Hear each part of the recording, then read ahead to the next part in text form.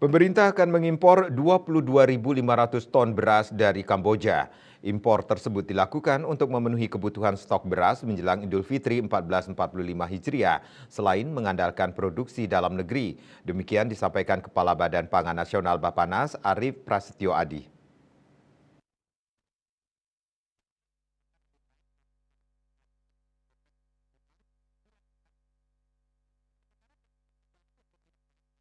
Menurut Arif, seperti dikutip dari kantor berita antara Bappenas, sedang mempersiapkan panen raya padi pada Maret-April 2024 untuk menyokong ketersediaan stok beras. Dia mengaku optimistis dengan kondisi harga gabah yang sedang terkoreksi menjadi 6.700 per kilogram, maka akan berdampak pada penurunan harga beras, asalkan produksi sesuai dengan perencanaan. Arif pun meyakini pemerintah akan mampu mencukupi kebutuhan beras bagi masyarakat menjelang Lebaran, termasuk dengan memberikan bantuan bagi para keluarga penerima manfaat KPM melalui intervensi dengan memberikan beras sebanyak 10 kg kepada 22 juta KPM.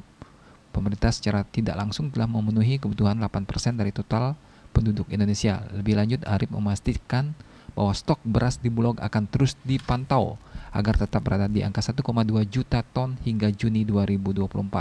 Bali Pos melaporkan.